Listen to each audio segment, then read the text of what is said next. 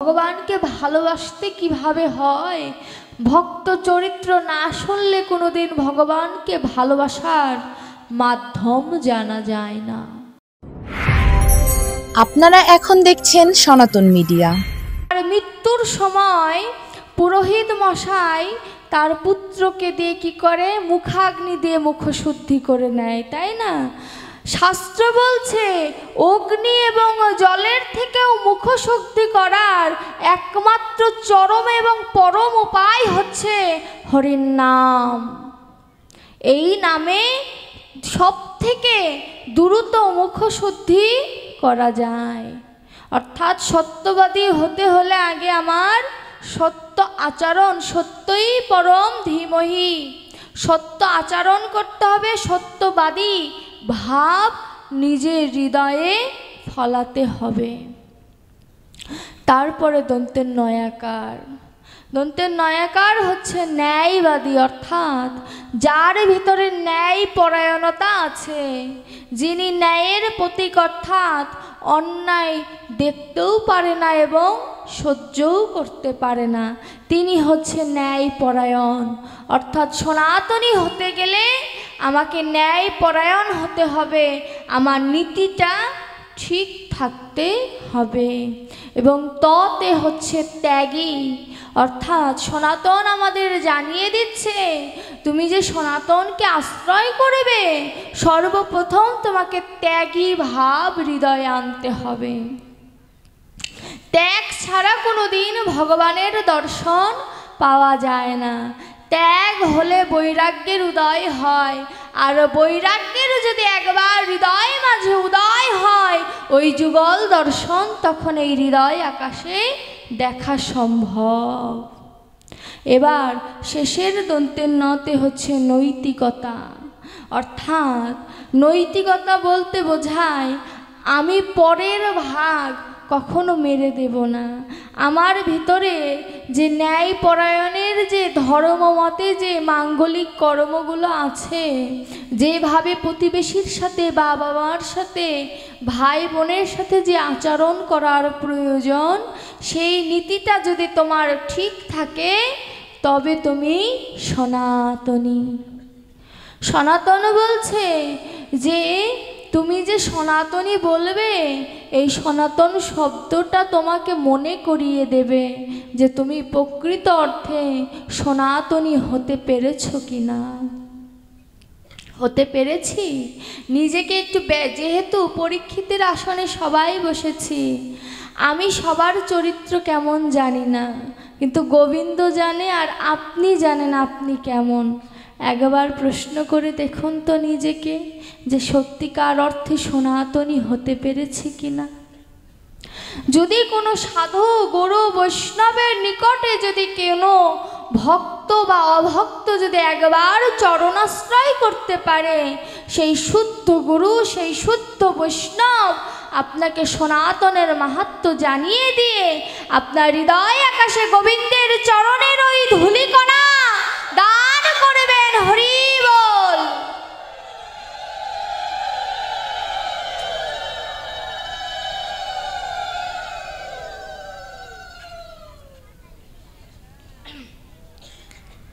আচ্ছা, এই যে আমরা ভাগবত এত শাস্ত্র গ্রন্থ থাকতে দেখবেন কেউ মারা গেলে বা কোনো শুভ কাজের শুরুতে কেন ভাগবতীয় আলোচনা দেয়?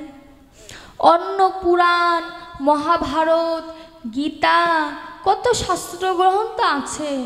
হরি বল। সকলে একটু ধ্যান দিবেন, ধ্যানেই গোবিন্দ মেলে। তো সকল শাস্ত্রগ্রন্থ থাকার পরেও কেন বারে বারে ভাগবত বক্তাকে ডেকে আনে বা ভাগবত গ্রন্থ সবাই শ্রবণ করে? ভাগবত বলছে আমাকে কেন শ্রবণ করে জানো? কারণ আমার মধ্যে এমন ধন নিহিত আছে যা অন্য কোথাও তুমি পাবে না। ভাগবতকে জিজ্ঞাসা যদি করি তোমার ভিতরে কি ধন আছে, বলবে কুতুকি হতবা, অর্থাৎ চুরি করা ধন আমার ভিতরে গচ্ছিত আছে। চুরি করা ধন কি? অর্থাৎ রাধারানীর প্রেম ভাণ্ড থেকে আমার গোবিন্দ যে ধন চুরি করে এনেছে, সেই ধন গৌর এবার নগরে নগরে বলছে, একবার কৃষ্ণ কহ, একবার মধুমাখা কৃষ্ণ বলো। এর জন্য ভাগবত বলছে যে ওই চুরি করা ধন আমার ভাগবতের মধ্যে আছে। আমার ভাগবত হচ্ছে রসকল্পতরু। আমার গোবিন্দকে দর্শন করা আর আমার ভাগবতকে দর্শন করা একই বিষয়বস্তু।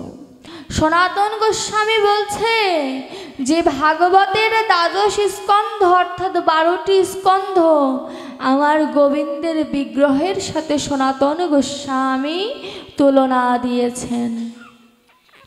বলছে প্রথম এবং দ্বিতীয় স্কন্ধ ভগবানের চরণ, তৃতীয় এবং চতুর্থ স্কন্ধ ভগবানের উরু, পঞ্চম এবং ষষ্ঠ স্কন্ধ ভগবানের পার্শ্বদেশ, সপ্তম এবং অষ্টম স্কন্ধ ভগবানের বাহু, নবম স্কন্ধ ভগবানের হৃদয়, একাদশ স্কন্ধ ভগবানের মস্তক, দ্বাদশ স্কন্ধ ভগবানের কপাল। আচ্ছা বলুন তো কোন স্কন্ধটা বাকি রয়েছে? দশম স্কন্ধ। দশম স্কন্ধটা সনাতন গোস্বামীও যখন বলছে তখন শেষে বলল কেন জানেন? কারণ দ্বাদশ স্কন্ধের মধ্যে দশম স্কন্ধ সর্বাপেক্ষা শ্রেষ্ঠ, কারণ ভগবানের লীলা মাধুর্য দশম স্কন্ধতে সুন্দর করে গচ্ছিত রেখেছে। এর জন্য এই দশম স্কন্ধ বর্তমানে আমার সামনেও আছে। সকল পাঠক বা শ্রোতারা এই দশম স্কন্ধের রস পান করতে চায়। কেন? কারণ নামের যে মহিমা আছে, সেই মহিমা যদি কেউ উপলব্ধি করতে চায় তাহলে সর্বপ্রথম তাকে ভাগবতের এই রস পান করতে হবে। গীতা অধ্যয়ন করার পরে দেহটাকে উপযুক্ত করে তাকে এই ভাগবতের রস পান করে তারপরে ভগবানকে পাওয়ার আশা বাসনা হৃদয়ে আনতে হবে। এত যে নামের মহিমা করি, আচ্ছা নামের মহিমাটা কি? নাম শুনলে আমি যে পাগল হব তার নিশ্চয়তা কি? আর আমি নাম শুনলে আমার যে উদ্ধার হবে তার নিশ্চয়তা কি? এবং আমরা শাস্ত্র গ্রন্থে পেয়েছি নামে মাতোয়ারা হয়ে যায়। আচ্ছা কতটা মাতোয়ারা হলে নামের মহিমা উপলব্ধি করা যায়? 3টি প্রশ্ন শাস্ত্রকার নিজে নিজেকে করছে, না হলে তার কলম ধরতে পারবে না। এই উদাহরণ দিলেন চৈতন্য চরিতামৃতেতে। কাকে দিয়ে? শঙ্কর আচার্য এবং সত্যবতী রমণীর কে দিয়ে। গৌর লীলার সময় গৌর যখন তার সঙ্গদের নিয়ে মধুর কৃষ্ণ নাম করছেন, তো নিয়ম ছিল প্রতিদিন নামের রস পান করার পরে শঙ্করাচার্যের বাড়িতে তারা সেবা পায়। শঙ্করাচার্য কিন্তু অনেক ধনী নন, ভিক্ষা করেন, গ্রামে গ্রামে ভিক্ষা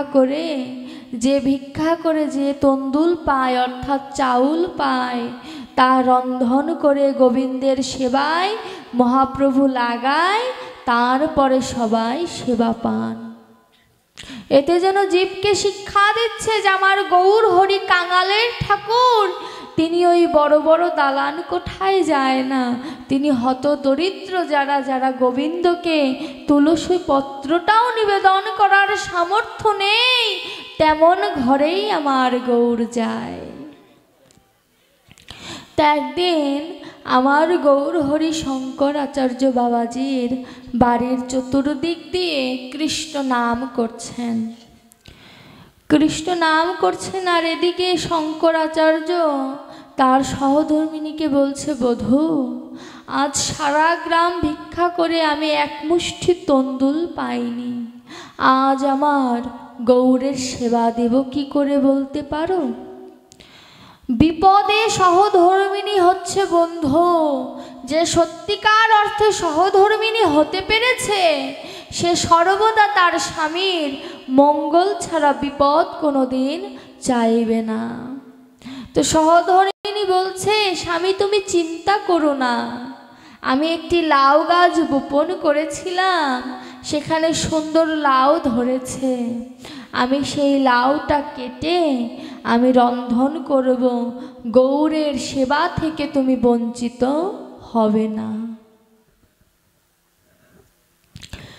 এবার সহধর্মিণী সত্যবতী লাউটা গাছের থেকে কেটে ধারালো অস্ত্র অর্থাৎ বটি সামনে রেখে লাউটা রেখেছে। এবার তার ঘরে একটি ছোট্ট পুত্র সন্তান ছিল, পুত্রটির নাম হচ্ছে গোপাল। ইহজগতে আমরা সন্তানের নাম কত রকমের রাখি, শাস্ত্র বলছে নাম নামের মতো রাখো যাতে স্বয়ং নামই চলে আসে। নামাভাসে মুক্তি লাভ হয়েছে না অজামিলের, বলছে নাম নামের মতো রাখো। কেন? মৃত্যুকালে যদি তোমার সন্তানের নাম এমন কিছু রাখো যে নাম রাখলে স্বয়ং বৈকুণ্ঠ থেকে নারায়ণ চলে আসবে, এমন নাম তুমি রাখো। তো আমার শঙ্কর বাবাজি তার ছোট্ট ছেলের নাম রেখেছে গোপাল। ছোট্ট শিশু হামাগুড়ি দেয়, হাঁটতেও পারে না। তো এই শিশুর দুগ্ধ বই তার কিছু জানে না, মায়ের স্তন ছাড়া ওই ছোট্ট শিশুর আর কোনো খাদ্য নেই। তো কি করেছে ওই শিশু? ঘুম থেকে উঠে তার মায়ের কাছে হামাগুড়ি দিতে দিতে যাচ্ছে। দেখবেন ইহজগতেও সন্তানরা ঘুম থেকে উঠলে ছোট শিশুরা মায়ের দুগ্ধ পান করার বায়না ধরে। তো এই গোপাল সোনাও কি করছে? সত্যবতীর কাছে যে বায়না ধরেছে দুগ্ধ পান করবে। এবার বাম হস্তে পুত্রের মাথাটা রেখে দুগ্ধ পান করাচ্ছে, আর সামনে যে বটি ছিল বটির পাশে ছিল লাউ। লাউয়ের প্রথম যেখানে ডাটা মতো থাকে ওটা কেটে নিতে হয় না, প্রথমে ওটা কেটেছে। কৃষ্ণ নামে এতটা তার প্রেমে বিগলিত হয়ে গিয়েছে যে কখন লাউয়ের পরিবর্তে নিজের সন্তানটাকে লাউ ভেবে হাতে ধরেছে বাবা বলতে পারে না। এতটা কৃষ্ণ নামের ভাবাবেগে ডুবে পড়েছে, নয়ন ধারায় বিগলিত হয়ে যাচ্ছে, নয়নে কিছু স্পষ্ট দেখছে না। এমন অবস্থায় নিজের সন্তানকে লাউ ভেবে যখন বটিতে কেটে ফেলেছে বাবা, মা তো আর বুঝতে পারেনি যে কৃষ্ণ নামে এতটা সে মাতোয়ারা হয়ে গিয়েছে যে কখন সন্তানকে কোলে নিয়েছে মা বলতে পারে না। মাথাটা কাটার পরে লাউ যেমন 4-5 টুকরো করে না, তেমন সন্তানের মাথাটা কৃষ্ণ নামের ভাবাবেগে ডুবে যাচ্ছে, আর ওই মাথাটা 4-5 খণ্ড করে থালায় রেখে দিয়েছে। মহাপ্রভু তো অন্তর্যামী, মহাপ্রভু হৃদয়টা কেঁদে উঠেছে যে কি করলো সত্যবতী, এ নামের এত মাধুর্য যে নিজের সন্তানকে কেটে ফেললো তবু টের পেল না। ইহ জগতেও তো আমরা মায়েরা আছি, পারবো? এমন হবে? আমাদের দ্বারা হবে এমন?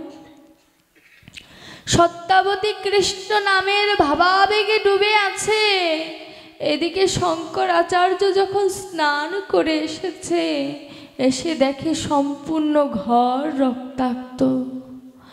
চিন্তা করছে যে এত রক্ত কোথা থেকে এলো, কোনো দুর্ঘটনা ঘটেছে কি আমার বাড়িতে?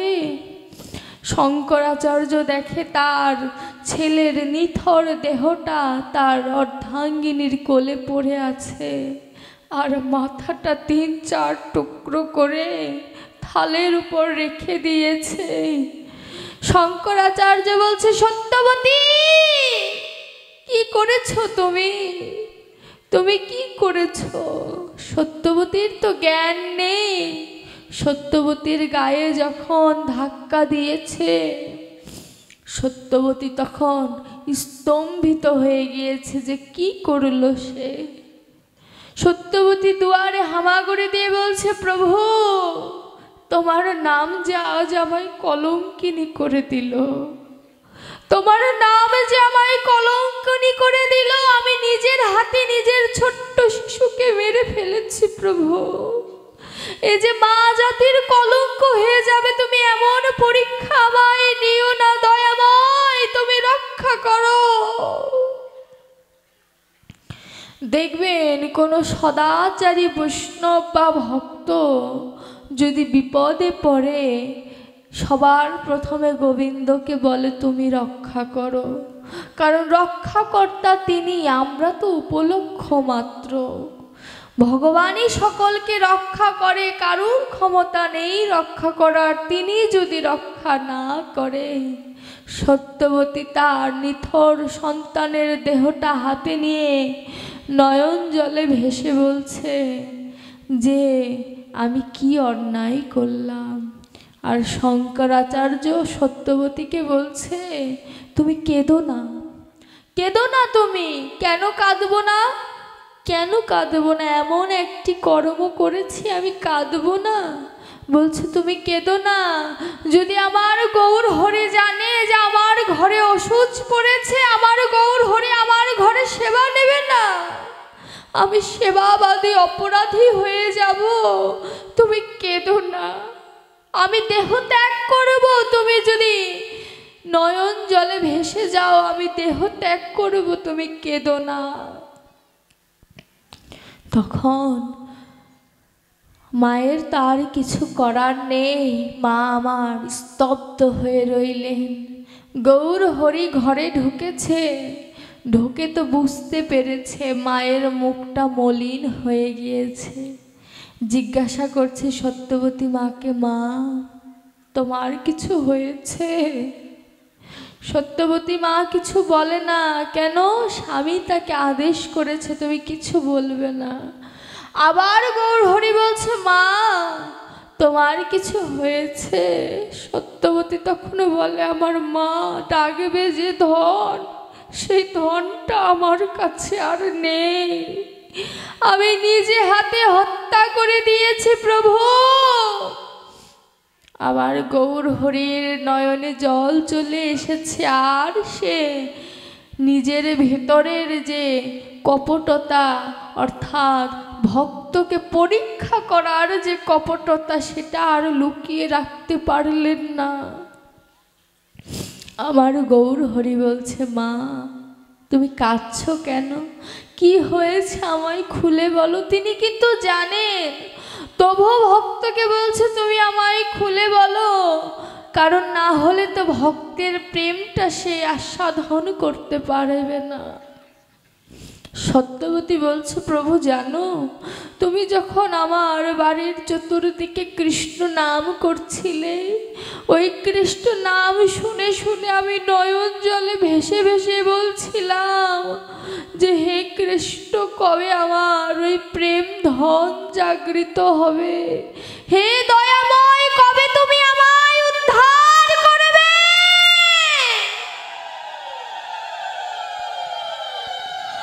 কবে তুমি আমায় উদ্ধার করবে প্রভু? আমার মতো পতিতকে কি তুমি দেখতে পাও না? আমার মতো পতিত কি তোমার চোখে পড়ে না? তুমি কত মানুষকে উদ্ধার করছো, একবার আমার দিকে দৃষ্টিপাত করে দেখো। আমার মতো পতিতের জগতে আর বাবা একটাও নেই। এ যেন সত্যবতীর কথা নয়, এ যেন আমার মতো কলিহত জীবের কথা, যে প্রভু আমার তো তুমি বিনে আর কেহ নেই। এ জগতে ভালোবাসার মতো মানুষের অভাব নেই, কিন্তু যেদিন ভালোবাসা ফুরিয়ে যাবে সেদিন আর কানাকড়িরও মূল্য নেই। কিন্তু আমার গৌর গোবিন্দকে যদি কোনো মা সন্তান রূপে ভালোবাসে, আমার গৌর হরি তাকে কোনোদিন ফেলে যাবে না। যদি ভালোবাসতে হয় আমার গৌরকে ভালোবাসো, যদি ভালোবাসতে হয় আমার ভক্তের চরণ ধুলিকে ভালোবাসো। এই চরণ ধুলির কাঙাল আমার গৌর গোবিন্দ ছিল। এই চরণ ধুলির এমন মূল্য যে কোনো ভক্ত যদি এই চরণ ধুলির দ্বারা অভিষেক করতে পারে, ভগবান সেই ভক্তের চরণ ধুলি দ্বারা অভিষেক করে। এই ভক্তের চরণ ধুলির এমনই মূল্য। হরি বল। আমার সত্যবতী বলছে, প্রভু আমি কৃষ্ণ নামে মাতোয়ারা হয়ে কখন সন্তানকে কেটে ফেলেছি আমি বলতে পারবো না। আমার গৌর হরি বলছে, মা আমিও তো কৃষ্ণ নাম করি, কই আমার তো এমন আবেগ আসে না। মা তোমার চরণ দুটো আমার বক্ষে দাও, আমার তো তোমার মতো কৃষ্ণ ভাবাবেগ উদয় হয় না। কতটা কৃষ্ণ প্রেম থাকলে তুমি নিজের সন্তানকে হত্যা করে ফেলেছ, আমার তো হয় না। গৌর হরি বলছে, আমার তো হয় না। দেখুন, একবার যদি কেউ কৃষ্ণ নামে ডুবতে পারে, গৌর হরি তাকে আপন করে নেয়, তাকে নিজের করে নেয়। একবারও যদি কোনো ভক্ত তার সাথে সম্বন্ধ করতে পারে, এই সম্বন্ধ শুধু এ জন্মের না, জন্ম জন্মান্তরের সম্বন্ধ তার সাথে হয়ে যায়। সত্যাবতী যখন সকল কিছু বলে, তখন আমার গৌর হরি ওই গোপালের কাছে যেয়ে গোপালকে ধরে বলল, গোপাল আজ তুই গোপাল চলে গেলি, আমরা দুই গোপাল রয়ে গেলাম। অর্থাৎ নিতাই আর গৌর, তুই গোপাল চলে গেলি, আমরা দুই গোপাল রয়ে গেলাম। শেষের কাজ আমরা করব, তোকে কথা দিলাম। দেখুন, এই প্রমাণগুলো গৌরচন্দ্রিকায় অপূর্ব মাধুর্য। এই প্রমাণগুলো জানিয়ে দেয় কেন শ্রীবাসের সন্তানও তো মরে গিয়েছিল। শ্রীবাসের শেষ কৃতকার্য গৌর আর নিতাই করেছিল কিনা? করেছিল। এগুলো জীবকে শিক্ষা। আমরা অনেক সময় আক্ষেপ করি যে আমার পুত্র নাই, আমার শেষের কাজ কে করবে? আমার গৌরী বলছে, গৌর মৃদু হেসে বলছে যে তুমি আক্ষেপ করতে পারলে যে তোমার সন্তান নেই, কই একবার তো বললে না আমার সন্তান আছে, ওই গৌর আমার সন্তান। এই কথা যদি তোমার মুখ দিয়ে আসে, আমি গৌর সাক্ষী দিয়ে গেলাম যে আমি নিজে এসে তোমার বৈতরণীর ঘাট তো পার করবই, ওই শ্মশান ঘাটের কাজও আমি করে যাব। এমন বান্ধব পাবেন আমার দয়ালু স্বর্ণাং ব্রজে, তার মতো দয়ালু এই বিশ্ব ব্রহ্মাণ্ডে আর একজনও নাই। তিনি এতটা দয়ালু। এই যে কৃষ্ণ নামের মহিমা, তিনটি প্রশ্ন করেছিলাম এই উপাখ্যান থেকে, তা পাওয়া যায়। কৃষ্ণ নামের এমনই মহিমা যে একজন মাকে তার সন্তানটা কেটে ফেলতে পর্যন্ত বাধ্য করে, যদি সে প্রেম আবেগে যদি ডুবে যেতে পারে। কৃষ্ণ নামের এত মহিমা যে গৌরকে দাসত্ব করানো সম্ভব যদি প্রেম আবেগে সে ডুবে যেতে পারে। কৃষ্ণ প্রেমের এত মহিমা যে শ্রীবাসের আঙিনা আজ বিশ্ব ব্রহ্মাণ্ডে হচ্ছে, সেই নবদ্বীপের শ্রীবাস আঙিনা নবদ্বীপে সীমাবদ্ধ নাই। শাস্ত্র বলছে যেথায় হয় ভাগবত সংকীর্তন, সেটাই আমার শ্রীবাস অঙ্গন, সেটাই আমার নববৃন্দাবন।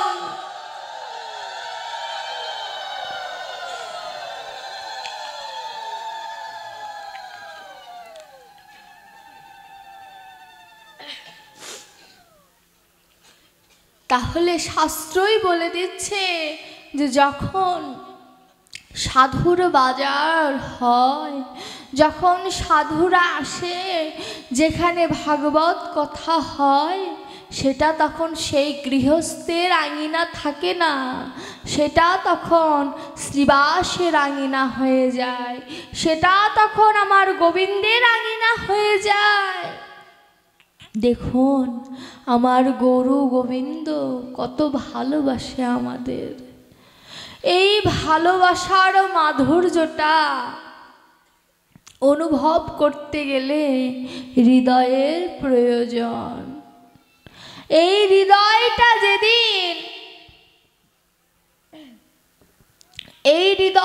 যেদিন আমার গোবিন্দের চরণে সমর্পণ করতে পারব,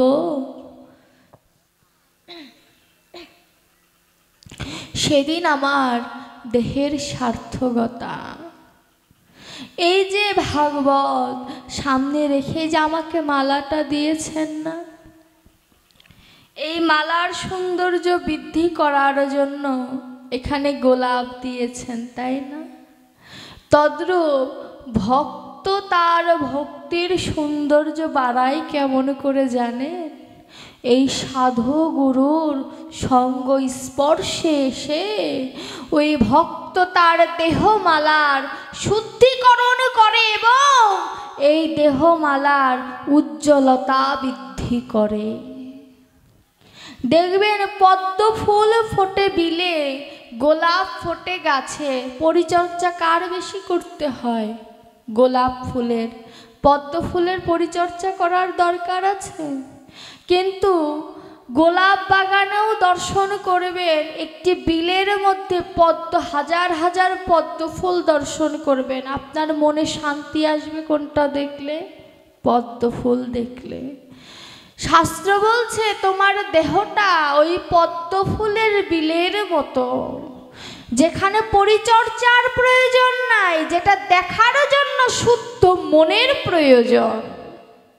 অর্থাৎ আমি যে বিলের সৌন্দর্যটা দেখব, দেখার জন্য আমার মনটার প্রয়োজন। অনেকে বলবে গোলাপ বাগানটাই দেখতে সুন্দর, যাদের ভেতরে কাটা তারাই গোলাপ বাগানটাকে সুন্দর বলবে। কিন্তু শাস্ত্র বলছে ওই গোলাপের কোনো শাস্ত্রে বলল নেই। কেন? কারণ পদ্ম ফুল আমার পূজায় লাগে, আর গোলাপ কিন্তু পূজায় লাগে না। ভক্ত কৃপা করে গোলাপকে গোবিন্দের চরণে দেয়, কিন্তু পদ্ম ফুলের কিন্তু আর ভক্তের কৃপার প্রয়োজন নাই। ভক্ত যদি মনে করে তাও দেবে, না মনে করলেও দেবে, কারণ শাস্ত্রই বলছে পদ্ম দিতে হয়। এর জন্য আমার এই দেহের সরোবরটাকে ওই পদ্ম ফুলের বিলের ন্যায় তৈরি করতে হবে। পদ্ম ফুলের বিলের ন্যায় তৈরি করলে কি হবে?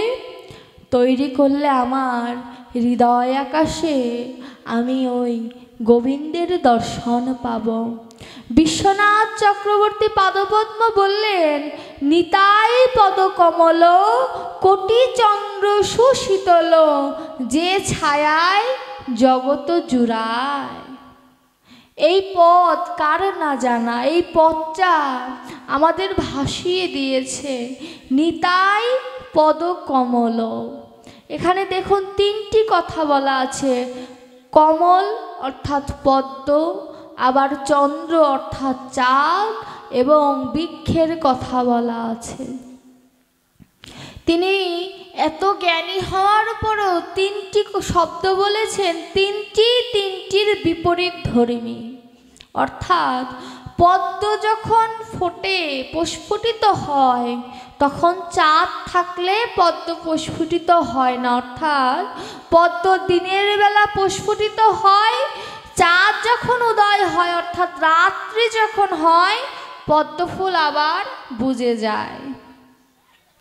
আর বৃক্ষ হচ্ছে শীতলতার প্রতীক, কিন্তু বৃক্ষের নিচে যদি কোনো ভক্ত বসে থাকে, সে কি আর ওই বৃক্ষর লতা পাতার ভিতর দিয়ে গাছপালার ভিতর দিয়ে কি চন্দ্র দেখতে পাবে?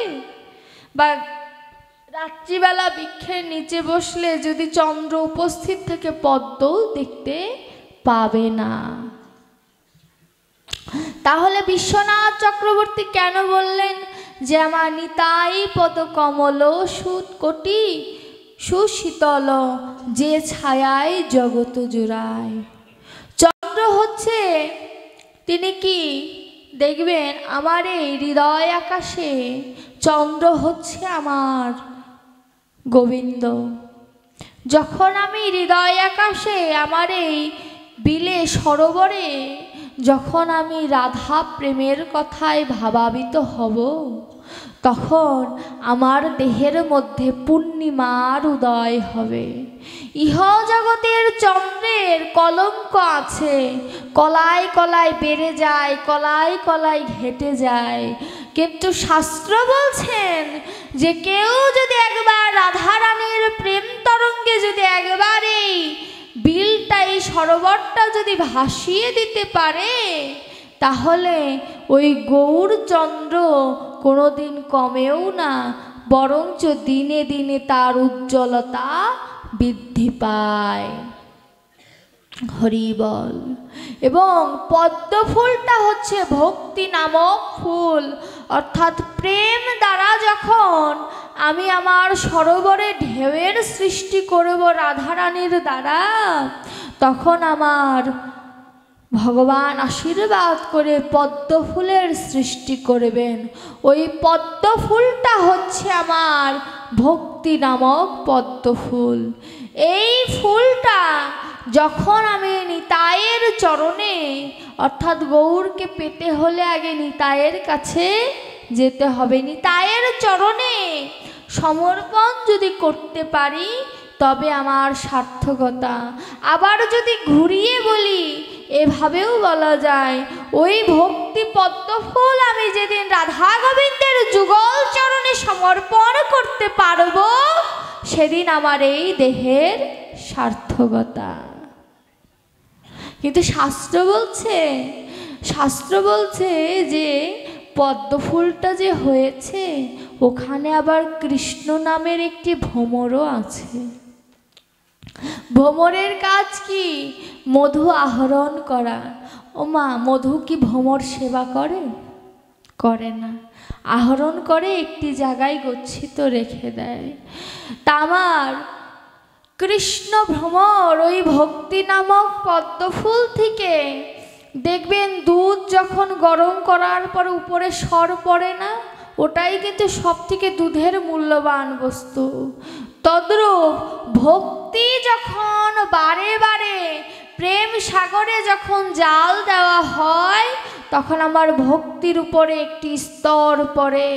ওই পদ্মফুল যদি ভক্তি হয়, স্তরটা হচ্ছে ভক্তির চরম ও পরম পর্যায়, তাহলে আমার গোবিন্দ তখনও ভ্রমর হয়ে ওই ভক্তির চরম স্তরটা গ্রহণ করে নিজের সেবার জন্য নয়, গ্রহণ করে সঞ্চয় করে রাখে কোথায় জানো?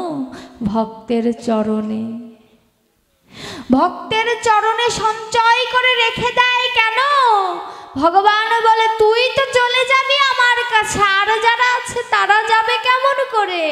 তাই তো আমি ভ্রমরের ন্যায় ভক্তির উপরের স্তরটা সঞ্চয় করে ভক্তের চরণ ধুলির ভিতরে দিয়ে দিয়েছি, যাতে সকলে উদ্ধার পায়।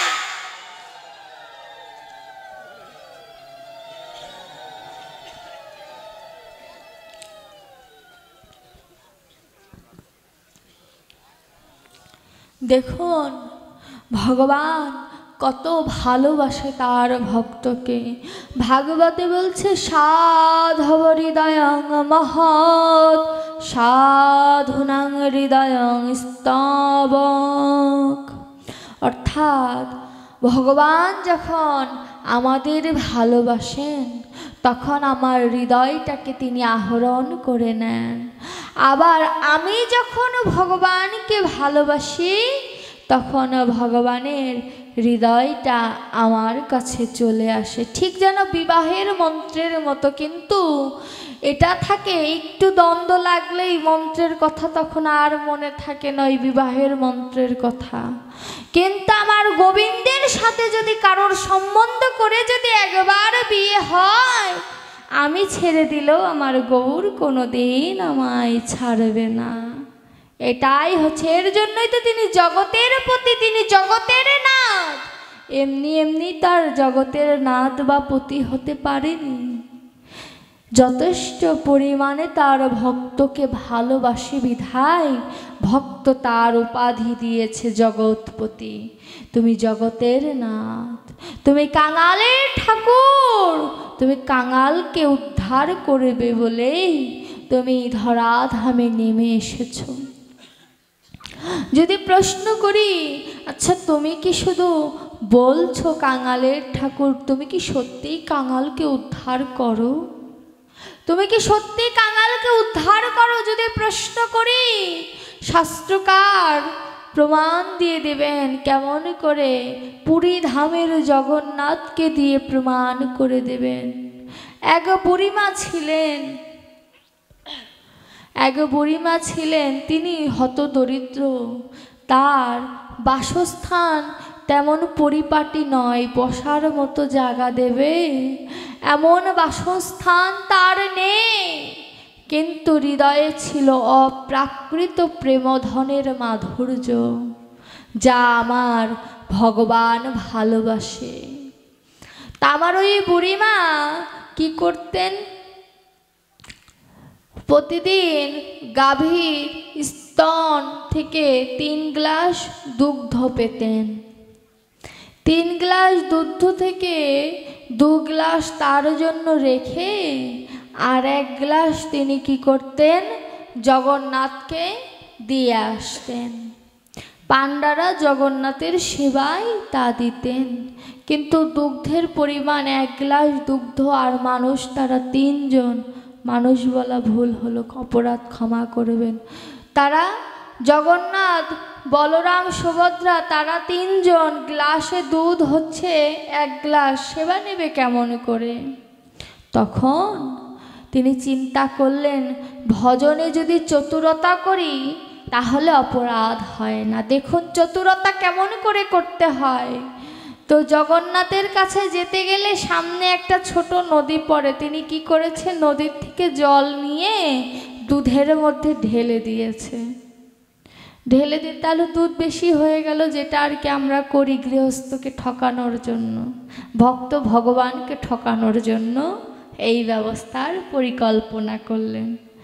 জগন্নাথ তো জাগ্রত, জগন্নাথ হাসছেন যে এমনও ভক্ত হয় জগতে সবাইকে ঠকায় শুনেছি, আমাকে ঠকানোর চিন্তাধারা এসেছে মনে, বাহবা দিচ্ছেন। আচ্ছা ভক্তটা কেমন একটু পরীক্ষা করতে হয়। তার বুড়িমা মনে মনে বলছে, কপটতা করি আর চতুরতা বা চুরি করি, তোমার মন্দির ছাড়া আমি অন্য কোথাও যাব না। এবার ওইভাবে 3-4 দিন পাণ্ডার কাছে জল মিশ্রিত দুধ দিয়ে আসছে। এবার কিছুদিন পরে জল মিশাতে যে জলের সাথে ছোট্ট একটি মাছ দুধের ভিতরে চলে গেছে। হরি বল। বুড়িমা তো বয়স হয়ে গিয়েছে, চোখে ভালো দেখে না, বুঝতে পারেনি যে জলের সাথে সাথে ছোট্ট একটি পুঁটি মাছ চলে গিয়েছে। এবার যখন পাণ্ডার কাছে দিয়েছে, পাণ্ডা ভোগ নিবেদন করে দিয়েছে, দেওয়ার পরে দেখে দুধের মধ্যে কি যেন নড়ে। দেওয়ার পরে এখন পাণ্ডা ভোগ কাছে নিয়ে এসে দেখে কি যে মাছ নড়ছে। এবার বুড়িমাকে ডেকেছে যে তোমার এত বড় স্পর্ধা, তুমি আমাকে দিয়ে অপরাধ করিয়ে নিলে, আমি জগন্নাথের কাছে মাছ সহ দুধ দিলাম, আমার অপরাধ হয়ে গেল তোমার কারণে, তুমি আর কোনোদিন মন্দিরে আসবে না। পাণ্ডার কথা তৎকালীন সময়ে না শুনলে তার গর্দান যাবে, এতে কোনো ভুল নাই। বুড়িমা এবার বাড়ি চলে গিয়েছে, ওই দুগ্ধ নিয়ে বাড়ি চলে গিয়েছে, মাছ সহ দুগ্ধ নিয়ে চলে গিয়েছে। বাড়ি যেয়ে বলছে, প্রভু আমি চতুরতা করেছি এটা সত্য, কিন্তু আমি তো জানতাম না যে দুধের মধ্যে মাছ আছে। সুতরাং আমি ক্ষমার যোগ্য। আমি জেনে বুঝে দেইনি, জেনে যদি দিতাম তাহলে আমার অপরাধ হতো। যেহেতু আমি জেনে দেইনি, সুতরাং আমি তো ক্ষমার যোগ্য। এত বড় শাস্তি তুমি আমায় কেন দিলে? কি অপরাধ করেছি? ও, আমি দরিদ্র, তো তোমায় তো ভালো দুগ্ধ দিতে পারি না, তাই তুমি আমাকে বের করে দিলে। দেখুন ভগবানকে ভালোবাসতে কিভাবে হয়। ভক্ত চরিত্র না শুনলে কোনোদিন ভগবানকে ভালোবাসার মাধ্যম জানা যায় না। বুড়িমা কেঁদে কেঁদে বলছে, ও আমি দরিদ্র বলে তুমি আমার সেবা গ্রহণ করবে না, তাই আমাকে অপমান করালে পান্ডা দিয়ে। আমাকে তুমি স্বপ্নাদেশ দিয়ে দিতে পারতে, আমি চলে আসতাম। তুমি আমাকে কেন অপমান করালে? বুড়ি মায়ের খুব অভিমান হয়েছে, সেবা নেয়নি, সেবা নেয়নি, দুদিন সেবা নেয়নি। দেখুন জগন্নাথের কি মহিমা, মাছ সহ দুধ পচে যাওয়ার কথা না, পচেনি কেন? ওই যে ভক্তের ভক্তি আর ভগবানের কৃপা ওই দুগ্ধের মধ্যে আছে, এর জন্য ওই দুগ্ধ নষ্ট হয়নি। বুড়িমা সেবা নেয় না, অসুস্থ হয়ে যাচ্ছে জগন্নাথ। এবার চিন্তা করলেন ভক্তকে কৃপা না করলে, ভক্ত যদি মরে যায় আমাকে সবাই অপরাধী বলবে।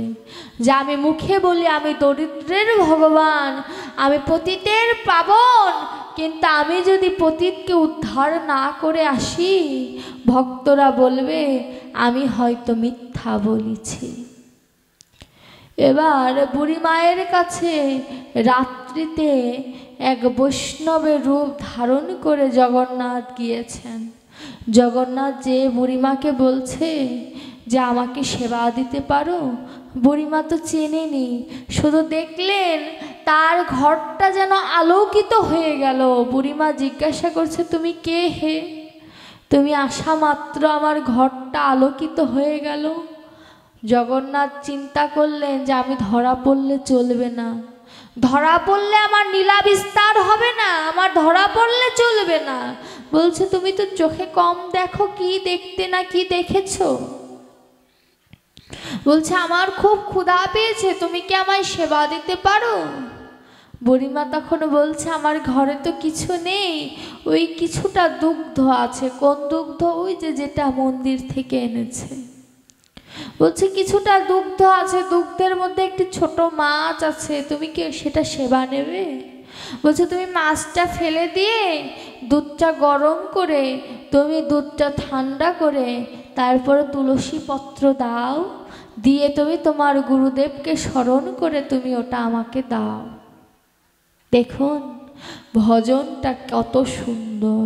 কি বললেন? তুমি দুগ্ধটার উপরে ঠান্ডা করে তুলসী পত্র দিয়ে, অর্থাৎ এটা যেন জীবকে শিক্ষা যে গোবিন্দের সামনে ভোগ নিবেদন করতে গেলে তা যেন ঠান্ডা হওয়ার পরে যেন তুলসী পত্র তাতে দেওয়া হয়, না হলে ভগবান আঘাত পায়, কষ্ট পায়, এর জন্য সাবধান। তারপরে তুমি গুরুকে স্মরণ করে, অর্থাৎ তুলসী পত্র নিবেদন করার পরে আপনি ব্রাহ্মণকে দিয়েই হোক আর নিজেই সেবা দেন না কেন, তার উপরে গুরু মন্ত্র জপ করবেন, তখন তা প্রসাদে পরিণত হবে। তারপরে বলল তুমি আমাকে সেবা দাও। বুড়ি মায়ের কাছ থেকে সেবা নিয়ে এবার জগন্নাথ রূপী সেই বৈষ্ণব বলছে যে আমার তো যাবার জায়গা নেই, এক রাত কি তোমার গৃহে আমি থাকতে পারবো? শুধুমাত্র একটু অভিমান করেছিল জগন্নাথের সাথে, অভিমানের কারণে জগন্নাথ ওই কুঁড়ে ঘরে চলে এসেছে রাজ্য সিংহাসন ত্যাগ করে। বলছে ঠিক আছে তুমি আমার ঘরে থাকো, তাতে সমস্যা নেই। শীতের রাত, আমার তো কাঁথা কম্বল নেই, আমার একটি ছেঁড়া চাদর আছে, তোমার যদি কষ্ট না হয় তুমি তা জড়িয়ে থাকতে পারো। এবার জগন্নাথ বলছে, কত তো রাজপালঙ্কে ঘুমিয়ে দেখেছি, এবার একটু ভক্তের কুড়ে ঘরে থেকে দেখি যে আমার ভক্তের ভক্তিটা কেমন। জগন্নাথ রাতটা পার করে ভোরবেলা জগন্নাথ অদৃশ্য হয়ে গেলেন। বুড়িমা চিন্তা করলেন, বৈষ্ণব বাবা গেল কোথায়? কোথায় গেল? গেল তো গেল, আমার ছেঁড়া চাদরটা পর্যন্ত নিয়ে গেল। আমার তো আর কিছু নেই, এই চাদরটা নিয়ে গেল। নিজের দিকে তাকায়নি যে নিজের গায়ে দামি শাল জড়ানো আছে। হঠাৎ করে যখন নিজের গায়ে হাত দিয়েছে, বুঝতে পারলেন যে তার গায়ে দামি শাল।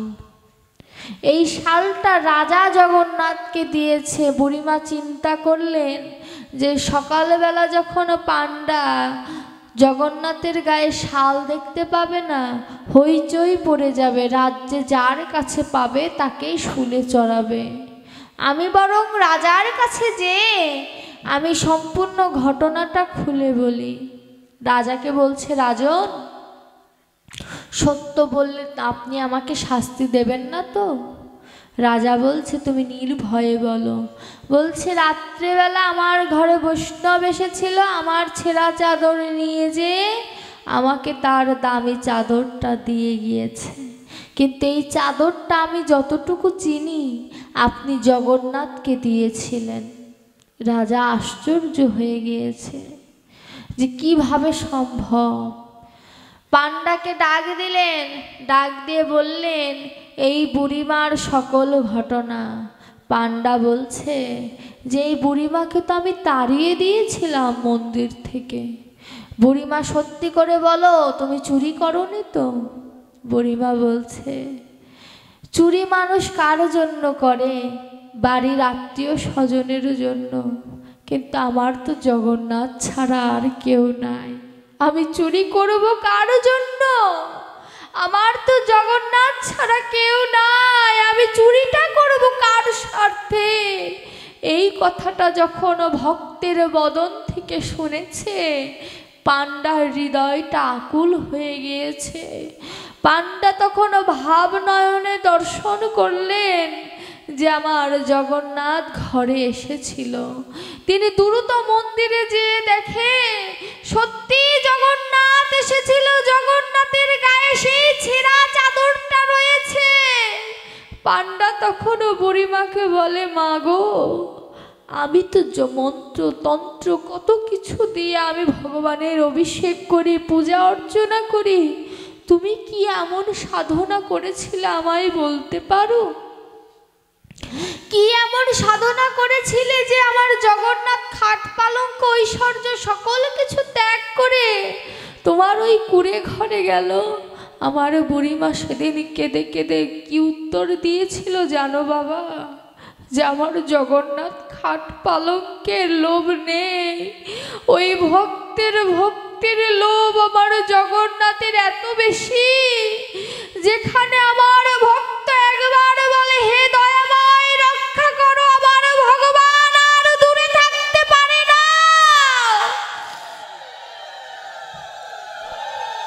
আমার ভগবান আর দূরে থাকতে পারে না।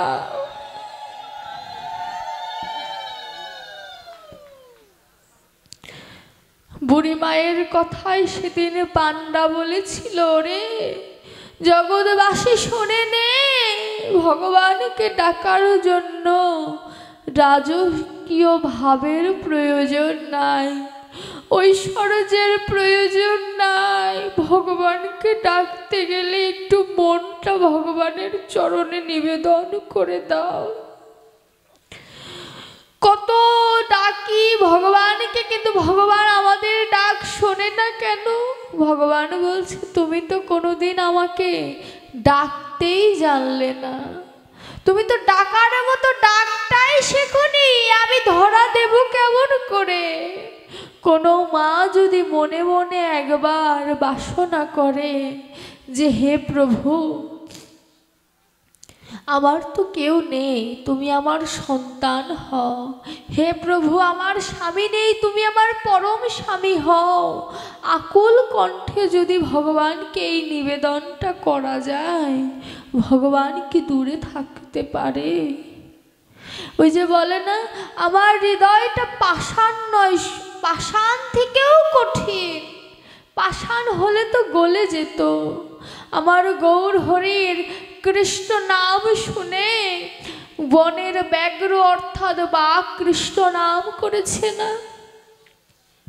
হাড়িখঞ্জ দিয়ে যখন আমার গৌর হরি যায়, বাঘ বাঘ সামনে পড়েছে, বাঘকে বলছে একবার কৃষ্ণ কহ।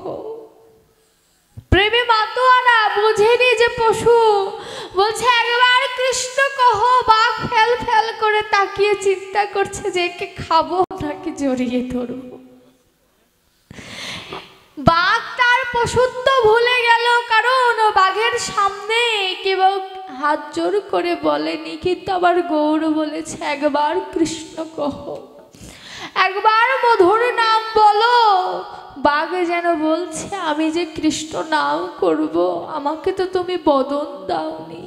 বলছে বদনের দরকার নেই রে, কৃষ্ণ নাম করার জন্য ভক্তি সম্পদের একবার সঞ্চার কর।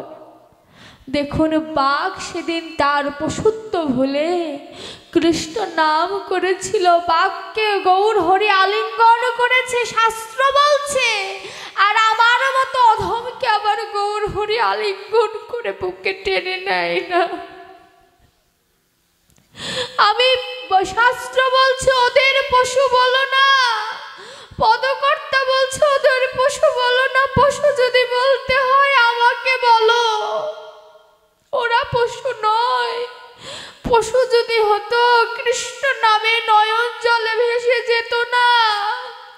পশু যদি বলতে হয় আমাকে বলো, আমি তো কোনোদিন কৃষ্ণ নামে দু বাহু তুলে জয়ধ্বনি উলধ্বনি দিলাম না।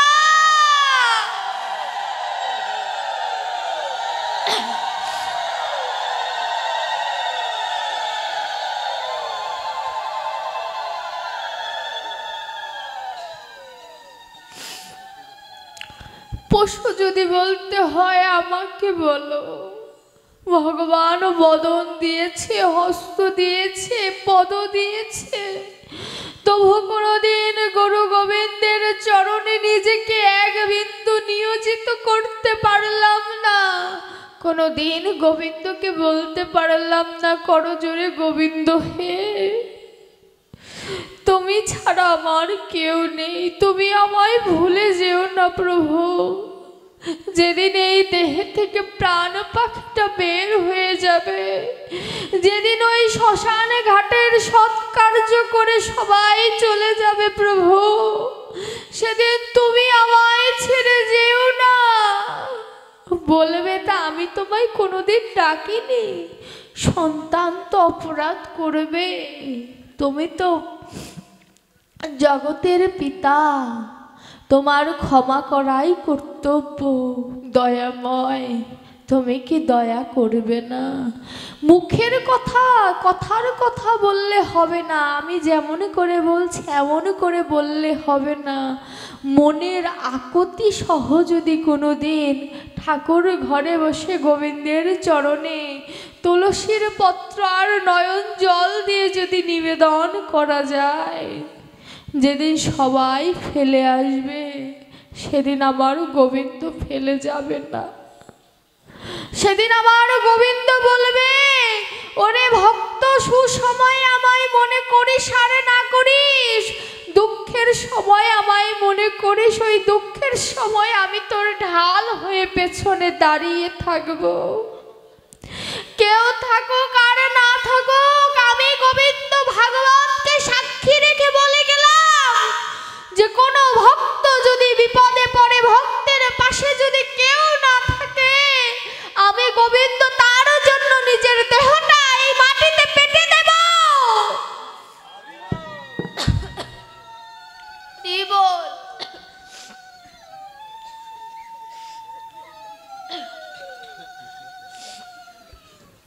দেহটা আমার দেখুন আমার গোবিন্দ ভক্তকে কতটা ভালোবাসে। ইহজগতে দেখবেন আপনি যদি কাউকে ভালোবাসেন, আপনার যেদিন স্বার্থ শেষ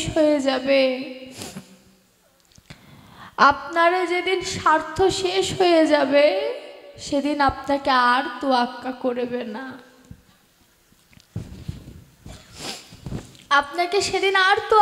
করবে না, তার প্রমাণ মা বাবারাই তার প্রমাণ।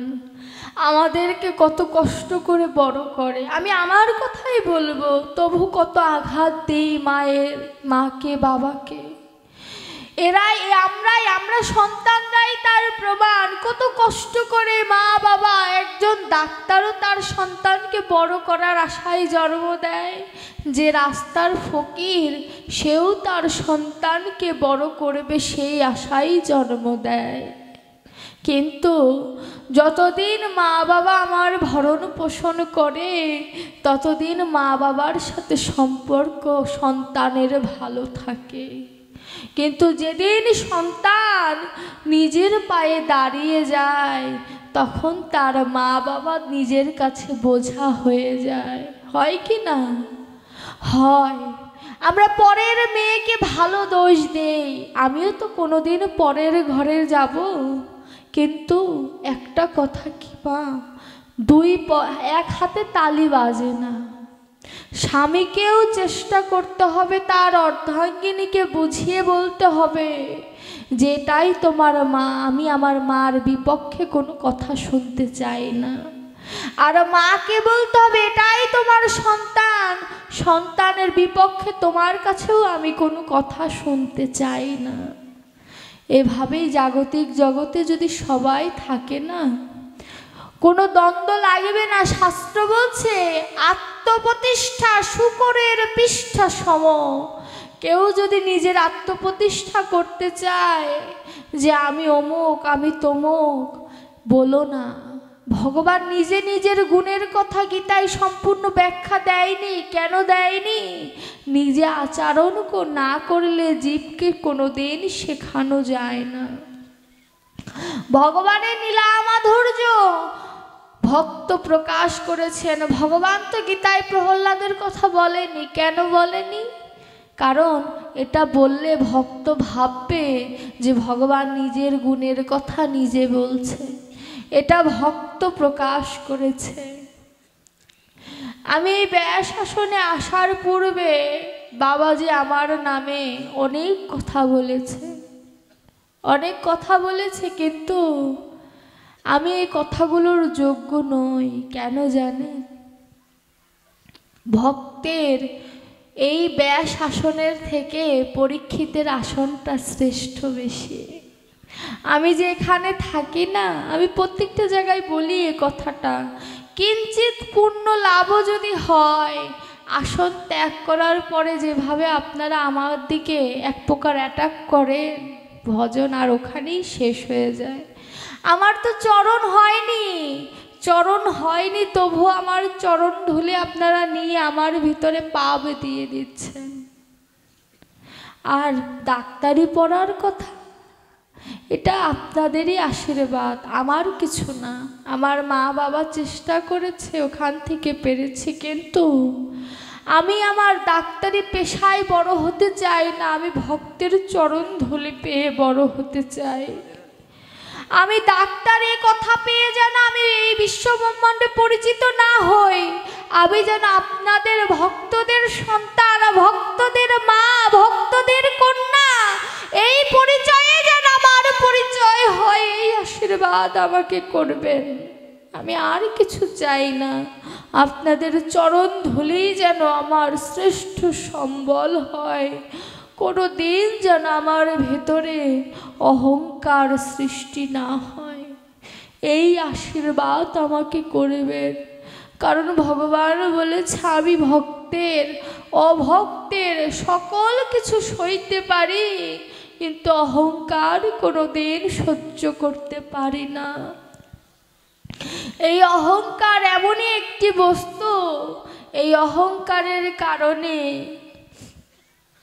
ভগবানকে সারা জীবনের জন্য হারিয়ে ফেলতে হতে পারে। ভজনের পথে দুটি বাধা আছে, একটি হচ্ছে কামিনী, আরেকটি হচ্ছে কাঞ্চন। কিন্তু আমার ভাগবত বলছে কামিনী কাঞ্চনের থেকেও বড় বাধা হচ্ছে এই অহংকার, আত্মপ্রতিষ্ঠা। সকল কিছু ত্যাগ করতে পারে সবাই, কিন্তু আত্মপ্রতিষ্ঠা আর অহংকার এমনই বস্তু, এমনই কলির প্রখর প্রভাব এদের মধ্যে যে ফাঁক পেলেই দেহের ভেতরে প্রবেশ করে ফেলে। সুতরাং ভজন করতে গেলে নিজের দেহটাকে পরিপূর্ণ ভালোবাসতে হয়। এই ভালোবাসার দ্বারা গোবিন্দকে সম্ভব রূপে লাভ করা যায়। ভগবান বলছেন তুমি যে আমায় ভালোবাসবে, তুমি যে আমায় ভালোবাসবে। আচ্ছা, তো আমরা তো সবাই বলি ভগবান আসেন, ভগবান আসেন, আমরা সবাই বলি, তাই না? অন্য কোনো ধর্মে এই কথাটা বলা নেই যে সৃষ্টিকর্তা আসেন, শুনেছেন? ইসলাম ধর্মে, বৌদ্ধ ধর্মে, খ্রিস্টান ধর্মে বলে না, বলে তার রাসূল আসে, তার পাঠানো অনেক মাধ্যম আসে। কিন্তু আমাদের মধ্যে বলছে ভগবান স্বয়ং আবির্ভূত হয়। এই প্রশ্নটা করেছিলেন সম্রাট আকবর। তার মন্ত্রী বীরবলকে জিজ্ঞাসা করেছিলেন, বীরবল, ভগবান আসেন এ কেমন কথা? যিনি বিশ্ব ব্রহ্মাণ্ডের মালিক তিনি আসেন, এ কথাটা বিশ্বাসযোগ্য নয়। তুমি আমাকে প্রমাণ স্বরূপ বোঝাবে ভগবান আসেন এর প্রমাণ কি? বীরবল বলেছিল যে সম্রাট, কোনো প্রশ্নের উত্তর হঠাৎ করে দেওয়া ঠিক নয়, আমি আপনাকে কিছুদিন পরে জানাবো। এই উপাখ্যানটি আমার ভাগবত গোসাই মুখে শোনা, অত্যন্ত মাধুর্যময় একটি উপাখ্যান। তো তিনি সম্রাট আকবর বলছেন, ঠিক আছে, তুমি যত চতুরতাই করো না কেন বীরবল, এই প্রশ্নের উত্তর তোমায় দিতে হবে। ভগবান কেন নিজে নেমে আসেন, অন্য কাউকে কেন পাঠান না? অপূর্ব প্রশ্ন, আমাদেরও জানা প্রয়োজন। কেন ভগবান আসেন তার পার্শ্বদগণকে সরাসরি পাঠায় না কেন? বীরবল বলছেন, সম্রাট চলেন একটু নৌকা ভ্রমণ করে আসি, অর্থাৎ জাহাজ ভ্রমণ করে আসি, চলুন। এবার সম্রাট আকবর তার ছোট ছেলে সেলিম এবং সৈন্য সামন্ত নিয়ে তিনি নৌকা ভ্রমণ করতে গিয়েছেন। আর বীরবল কি করেছে জানেন বাবা? বীরবল সেলিমের মতো একটি কাঠপুতলি তৈরি করে নৌকার মধ্যে রেখে দিয়েছেন। যখন আমার ভ্রমণ করতে করতে নৌকাটা যখন মাঝ নদীতে চলে আসলো, সেলিমের যে কাঠপুতলি ছিল না সেটা জলে ফেলে দিয়েছে,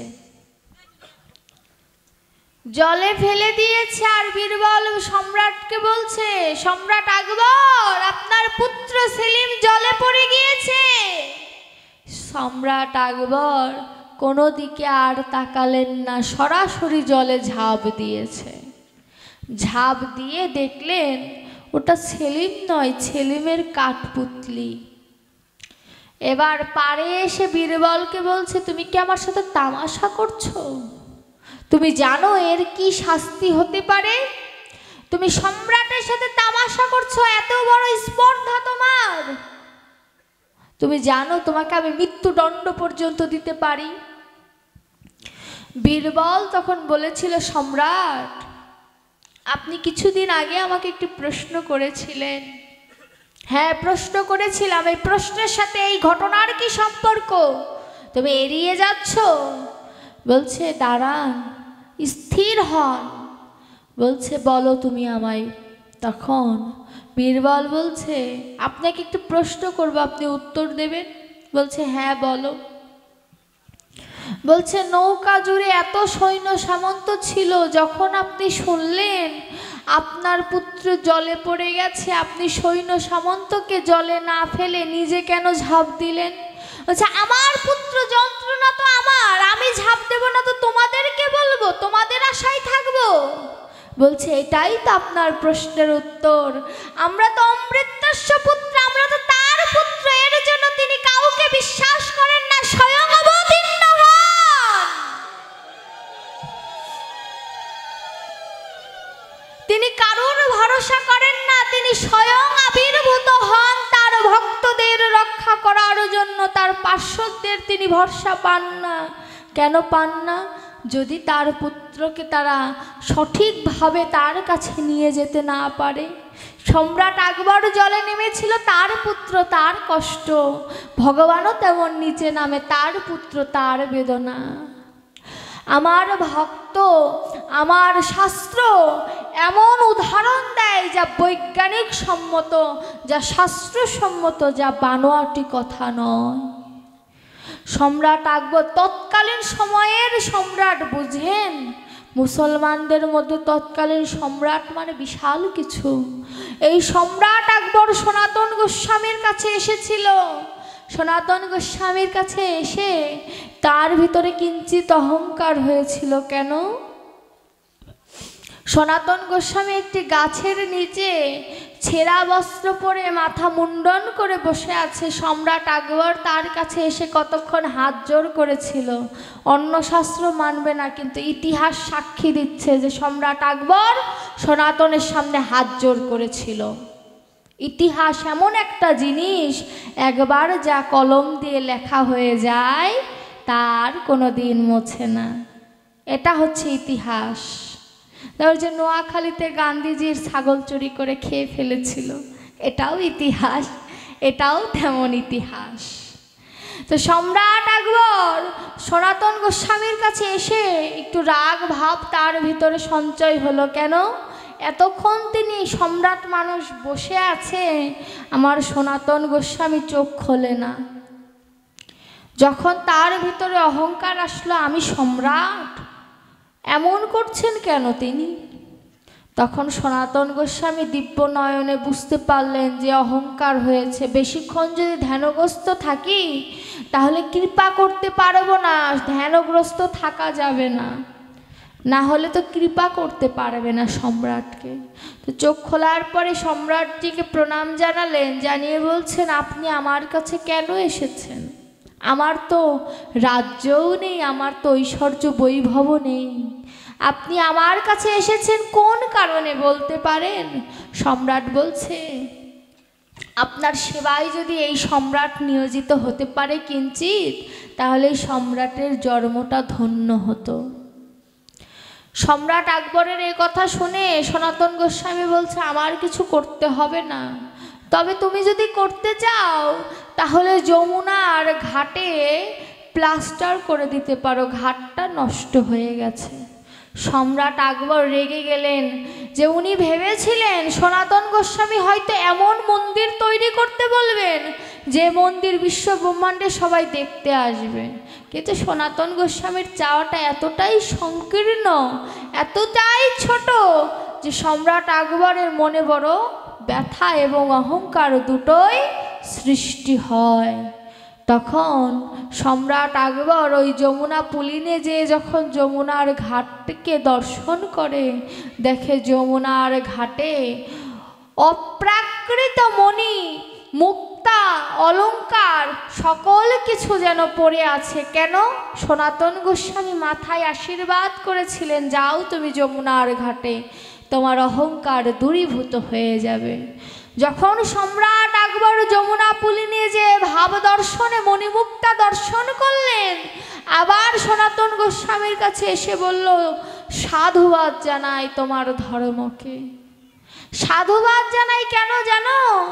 যে ধর্মের মানুষের হাতের স্পর্শের আশীর্বাদে অপ্রাকৃত নীলামাধুর্য দর্শন করা যায়, সে যদি প্রকৃত অর্থে আশীর্বাদ করে রাধা গোবিন্দের যুগল দর্শন করা সম্ভব।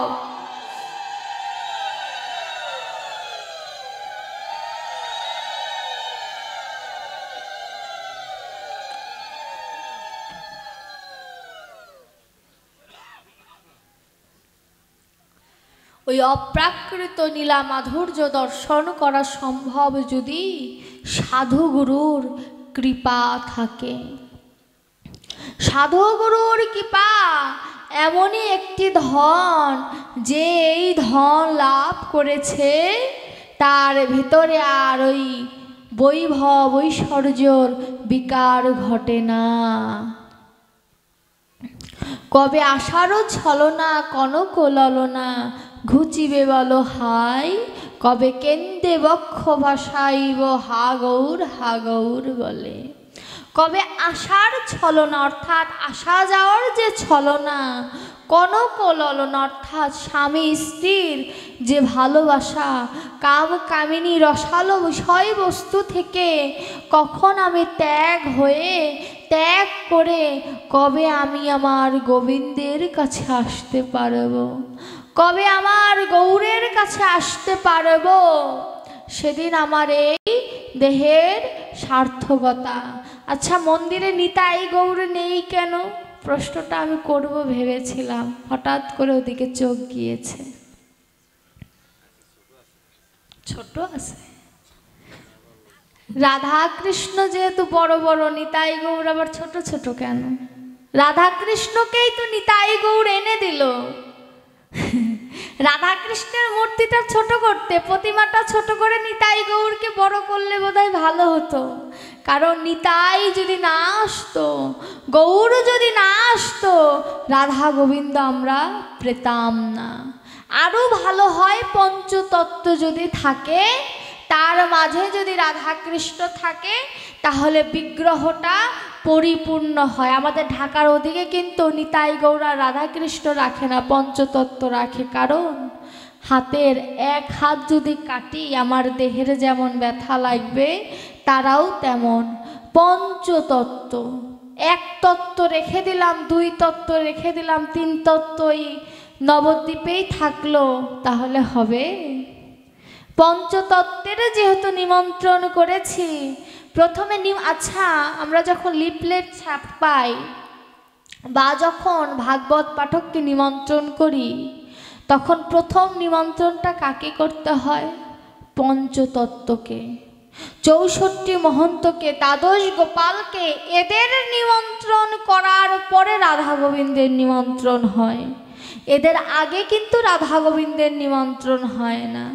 তা আমি কমিটির বাবাদের বলবো, এত অর্থই তো এদিক সেদিক চলে যায়, 4-5 হাজার টাকা হয়তো বেশি লাগবে, এর বেশি লাগবে না। পঞ্চতত্ত্ব সহ যেন আগামী বছর মন্দিরটা দর্শন করতে পারি। হরি বল। পাবো তো? হরি বল। জয় রাধে শ্যাম। এই যে পঞ্চতত্ত্ব, এই পঞ্চতত্ত্ব কোথায় আছে? নেই। পঞ্চতত্ত্ব এখানে নেই, কোথায় আছে? এখানে আছে, এখানে নেই, এখানে নাই, আছে? হ্যাঁ, পঞ্চতত্ত্ব দেহর কথা বলছি না আমি, আমার সামনে আছে। কেমন আছে? শ্রীখোল অদ্বৈত করতাল নিত্যানন্দ, ভক্তি শ্রীবাস প্রেম গদাধর, আর যেই নাম সেই গৌরচন্দ্র। হরি বল।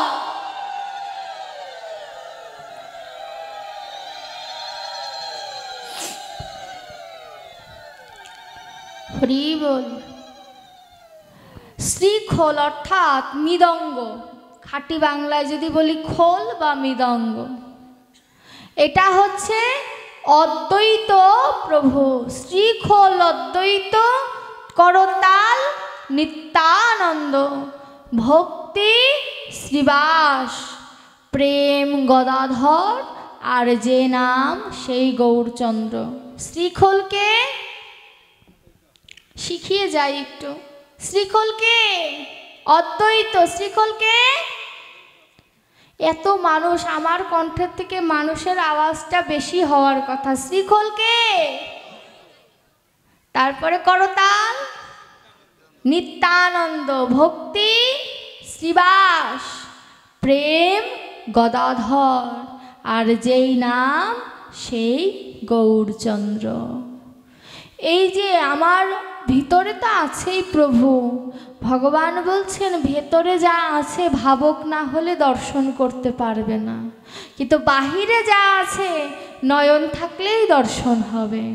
তোমার যদি প্রভুকে অর্থাৎ অদ্বৈত প্রভুকে দর্শন করার মনোবাসনা জাগে, তুমি শ্রীখোল দর্শন করো, দর্শন হয়ে যাবে। তুমি তোমার হস্ত দর্শন করো, কৃষ্ণ নামের তালি দাও, তোমার নিত্যানন্দ দর্শন হয়ে যাবে। নিত্যানন্দ অর্থাৎ কি? যার ভিতরে নিত্য নিত্য আনন্দ বস্তু আছে সেই নিত্যানন্দ।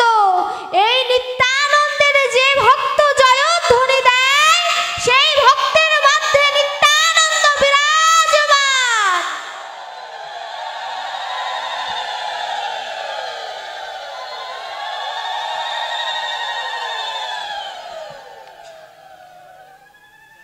হরি বল।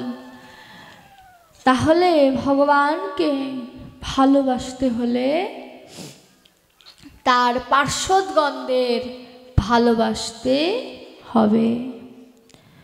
আচ্ছা, এই যে আমরা বলি যে ভগবানকে ভালোবাসবো, ভগবানকে ভালোবাসবো, আচ্ছা ভগবানকে ভালোবাসার জন্য আমার দেহের এত অঙ্গ প্রত্যঙ্গ থাকতে মনটাকে কেন ভগবান বেছে নিলেন? এত কিছু থাকতে ভগবান কেন মনকে বেছে নিলেন? আচ্ছা আপনাদের কি ভালো লাগছে? লাগছে? আমি তো অধম, কৃষ্ণ কথা জানি না। আপনারা তো মধুর মতো বদন, কিন্তু আমার ভিতরে তো ভ্রমর স্বভাব নেই। ভ্রমর মধু সংরক্ষণ করতে জানে, আহরণ করতে জানে, আমি তো অধম। তা আমি তো আর আপনাদের বদন দেখেও কিছু বুঝতে পারছি না। ভালো না লাগলে ইঙ্গিতে বলে দেবেন, বিশ্রাম রেখে দেব। হরি বল।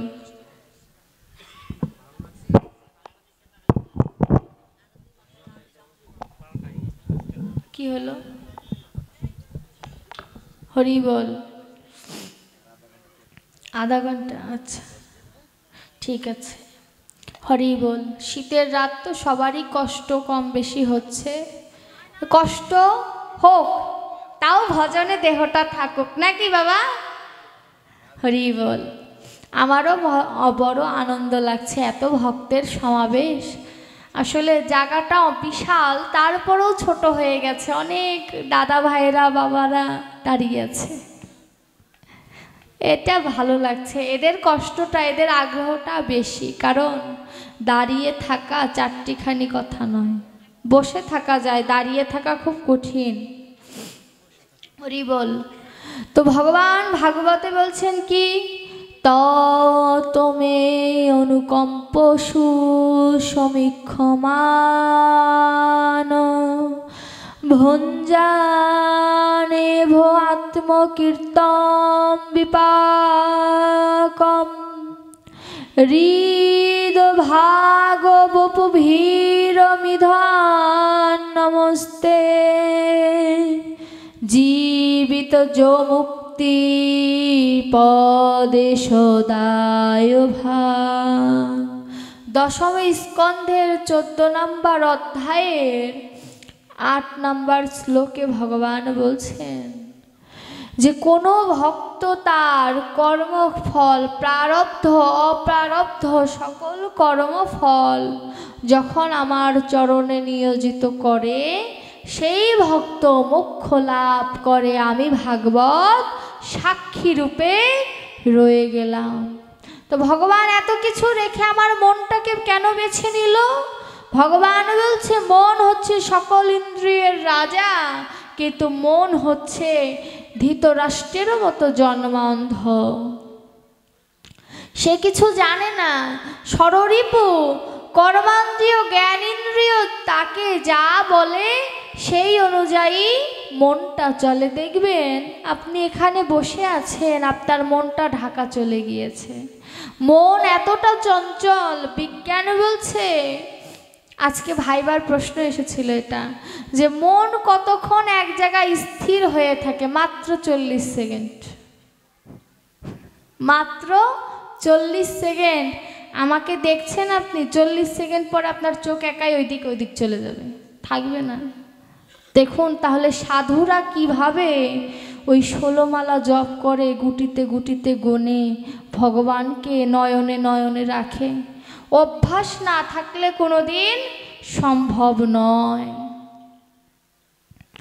তো এই যে ভগবান বলছে মন হচ্ছে ধৃতরাষ্ট্রের মতো জন্মান্ধ, কিন্তু মনের একটি গুণ আছে, কি জানো? মন জন্মান্ধ বটে, কিন্তু সঞ্জয়ের মতো যদি কোনো গুরুদেব পায়, তাহলে সেই সঞ্জয়ের মতো গুরুদেবের কাছে যদি গীতা নামক অমৃতময় রস যদি কেউ পান করতে পারে, তাহলে তার জীবনে সার্থকতা চলে আসে। তখন সে জন্মান্ধ হলে হবে কি, জ্ঞানের প্রদীপ জেলে তার ত্রিনয়ন প্রজ্বলিত হয়ে গেছে, সে তখন সাধু সঙ্গ ভক্ত সঙ্গের কৃপা মহিমা মাধুর্য বুঝতে পারে। অর্থাৎ মন ধৃতরাষ্ট্রের মতো হোক, তাতে সমস্যা নাই। ভাগবত শাস্ত্রগ্রন্থ গীতা বলছে তুমি শাস্ত্রের ভিতরে ধৃতরাষ্ট্রের মতো হয়ে ঢোকো, কিন্তু যখন গীতা থেকে বের হয়ে আসবে তখন মোক্ষ লাভ করে তুমি বের হয়ে আসো। আর এই মোক্ষ লাভ করার জন্য শুদ্ধ গুরুদেব, শুদ্ধ ভজন প্রয়োজন। গুরু মিলবে ঘরে ঘরে, শিষ্য মিলবে একজনে। এখন বাস্তবতা তাই হয়েছে, ঘরে ঘরে গুরু দেখা যায়। আমি গুরু নিন্দা করছি না, গুরু নিন্দা করা শোনা দুটোই পাপ। আপনার গুরু যদি চুরিও করে তবু আপনার মানতে হবে আপনার গুরু আপনার কাছে ভগবান। যে আপনার গুরু নিন্দা করবে তার কাছ থেকে আপনি সরে আসবেন, কোনো ঝগড়া করবেন না। কেন? কারণ মন্ত্রটা নিয়ে ফেলেছেন। নেওয়ার আগে যেমন তেমন, নেওয়ার পরে আর নিন্দা করা যাবে না। গুরুর গুণ আছে, গুরুকে থাকতে হবে শান্ত, শিষ্ট এবং ন্যায়পরায়ণ, সত্যবাদী, হিংসাবিহীন। এই গুণগুলো গুরুদেবের ভিতরে যদি ঠিক থাকে, আহার বিহার আচরণ যদি ঠিক থাকে, তাহলে আপনার আহার বিহার আচরণও আপনার গুরুদেব ঠিক করে দেবে। এর জন্য দীক্ষা আর বিয়ে যার ঠিক হয় না, তার জীবন কোনো দিন সুখের হয় না। আমার গোপীনাথ বাবাজির কথা, যে দীক্ষা আর বিয়ে যার ঠিক হয় না, জীবনে তার কোনো গতি হয় না। কারণ বিয়ে তো দিল্লির লাড্ডু, একবার যদি হয়ে যায় ওটা আর চেঞ্জ করার কায়দা নাই। গুরুদেবও তেমন, একবার যদি গুরুদেবের সাথে দীক্ষার সম্বন্ধ হয়ে যায় তাহলে তাকে আর ত্যাগ করা সম্ভব নয়। আর যে ত্যাগ করে সে নরকগামী হবে 100% শিওর। এর জন্য গুরু গোবিন্দের আশ্রয় করতে হবে অন্তর থেকে, যেন কিঞ্চিত পরিমাণ লোভ লালসা যেন সেখানে উদয় না হয়। শাস্ত্র গ্রন্থের কথা তো আলোচনা করলাম, একটু বাস্তবের কথা কিঞ্চিত আলোচনা করব। কারোর মনে যদি কষ্ট লাগে বাস্তব কথা শুনে, তাহলে ক্ষমা করবেন। আচ্ছা, দুদিন আগে, গতকালকের আগের দিন, পরশু দিন কি ছিল? আর কি ছিল? হ্যাঁ ঠিক, গীতা জয়ন্তী ছিল, অর্থাৎ গীতার জন্মদিন। এই মাঘ মাসের শুক্লপক্ষের একাদশীর দিন, মোক্ষদা একাদশীর দিন, ভগবান শ্রীকৃষ্ণ অর্জুনকে গীতার জ্ঞান যুক্তিশ্বর নামক স্থানে দান করেছিলেন। শুনেছে কে অর্জুন? বলেছে কে অর্জুন? বলেছে কে ভগবান শ্রীকৃষ্ণ? আবার বলেছে কে সঞ্জয়? শুনেছে কে ধৃতরাষ্ট্র? বলেছে কে ব্যাসদেব? শুনেছে কে গণেশ ঠাকুর? দেখুন, তিনজন বক্তা, তিনজন শ্রোতা।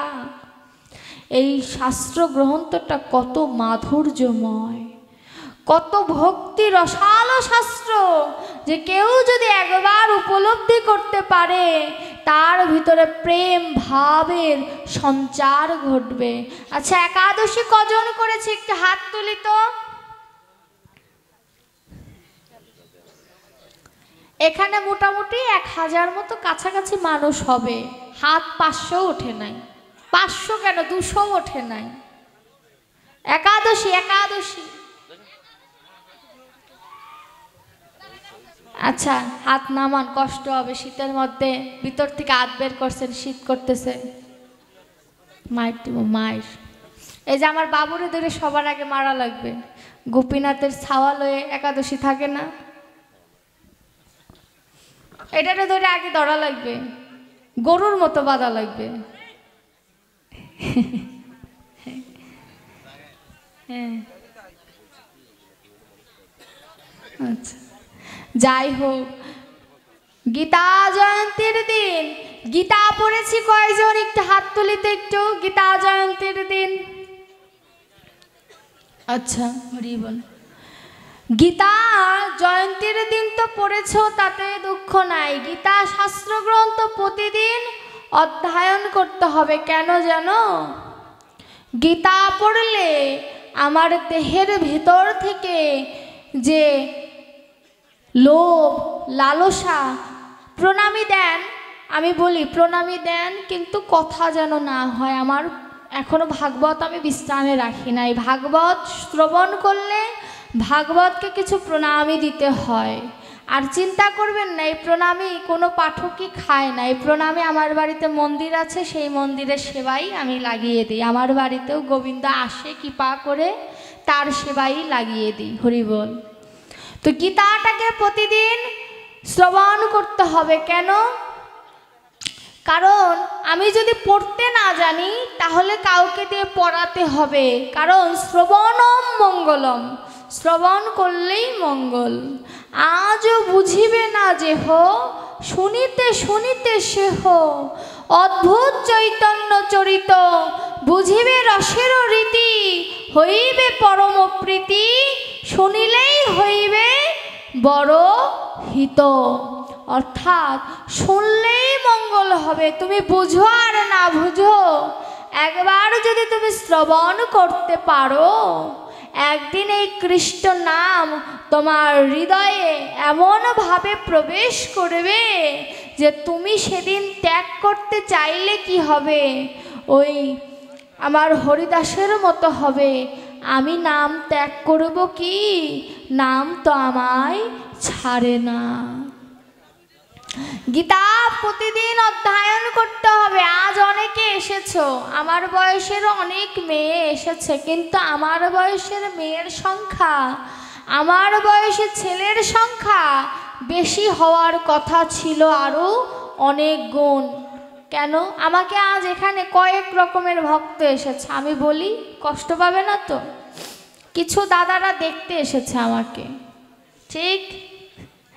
কিছু দাদারা আমাকে দেখতে এসেছে, কিছু ভক্ত শুনতে এসেছে। বাচ্চা বয়সের মেয়ে কি বলবে একটু শুনে আসে, যদি ভুল ধরা যায়। কিছু বাবারা আমাকে ভালোবাসে, তাই দূর থেকে এসেছে। যেমন এই যে এরা আমাকে ভালোবাসে, আমি দুষ্টু তার উপরেও ভালোবাসে, এই যে এসেছে দূর থেকে। আবার কিছু মায়েরা এসেছে যে কি এমন কথা শুনেছে যে একেই কমিটির লোক আনলো, অন্য কাউকে আনলো না, একটু দেখে আসি। কয়েক রকমের শ্রোতা থাকে, কিন্তু প্রকৃত ভাগবতের কথা শোনার শ্রোতা এই পুরো আসর জুড়ে 10 জনের বেশি পাওয়া যাবে না। এটাই সত্য কথা। কারণ ওই যে বললাম না, বৈজ্ঞানিকভাবে 40 সেকেন্ড গোবিন্দের দিকে মন থাকে। এই ভজনটা এমনই একটি ভজন বাবা, অভ্যাস করতে করতে একদিন গুরু গোবিন্দের প্রতি ভালোবাসার উদয় হবে। পেছনের মায়েরা যারা কথা বলেছ, আমি কিন্তু দেখেছি। একবার চিন্তা করেছো, যেদিন এই বদন ঠিকই থাকবে, আওয়াজ থাকবে না, সেদিন তোমার কথা শোনার জন্য তোমার পাশের বাড়ির দিদি আসবে তো? সেদিন আসবে, আসবে ঠিকই। কি বলবে? তাড়াতাড়ি বিদায় কর, তাড়াতাড়ি বিদায় কর, এই মরা দেহ বাড়িতে রাখা ভালো না, যাবে না। সন্ধ্যার আগে তাড়াতাড়ি বিদায় কর। যে জায়গা তোমার দেহটা রেখেছিল সেই জায়গাটা গোবর দিয়ে ধুইয়ে দেবে, গঙ্গা জল ছিটাবে। কেন? এটা জীবকে শিক্ষা দেয়, যতক্ষণ গোবিন্দ তোমার ভিতরে আছে ততক্ষণ তুমি পবিত্র, আর যখন গোবিন্দ তোমার দেহ থেকে বের হয়ে যাবে তখন তোমার থেকে অপবিত্র আর কিছু নাই। সুতরাং নিজের দেহটাকে নয়, নিজের দেহের ভেতরে যে বস্তুটা আছে, যে প্রেম ধনের মূর্তি আমার গোবিন্দ আছে, সেই গোবিন্দকে ভালোবাসার চেষ্টা করো। আজ তুমি তোমার সন্তানের হাতে যদি গীতা গ্রন্থ তুলে দাও, এই সন্তান একদিন তোমার ভারও বহন করতে পারবে। আজ তুমি তোমার সন্তানকে ইঞ্জিনিয়ার ব্যারিস্টার বানালে, কিন্তু তোমার জায়গা যদি বৃদ্ধাশ্রম হয়, তার থেকে তোমার কাঙাল সন্তান ভালো নয় কি? হ্যাঁ, বৃদ্ধাশ্রমে ঠিক, বৃদ্ধাশ্রমে যারা রয়েছে প্রত্যেকের ছেলে মেয়েরা ব্যারিস্টার, ইঞ্জিনিয়ার, ডাক্তার, এমন। কারণ বৃদ্ধাশ্রমেও টাকা দিতে হয়, টাকা ছাড়া বাবা মাকে কেউ পালে না ওখানে বৃদ্ধাশ্রমে। কিন্তু যারা দরিদ্র, যারা দিন এনে দিন খায়, কোনোদিন শুনেছেন যে মাকে কারোর কাছে দিয়ে দিয়েছে বা বৃদ্ধাশ্রমে দিয়েছে? দুটো থাল এক জায়গা থাকলে একটু টুকাটুকি লাগবে, এটাই সংসারের নিয়ম। কিন্তু তাই বলে কিন্তু কোনো সন্তান মা বাবাকে ত্যাগ করে না। এর জন্য সন্তানকে শিক্ষিত বানানোর আগে সন্তানকে আগে মানুষ তৈরি করো, তারপরে শিক্ষিত বানানোর চিন্তা ভাবনা ভেতরে এনো। শিক্ষিত হয়ে লাভ কি? সনাতন গোস্বামী কত স্বর্ণ মুদ্রার অহংকার ত্যাগ করে, রাজ্য বৈভব ত্যাগ করে পথের কাঙাল হয়ে গিয়েছেন। কেন?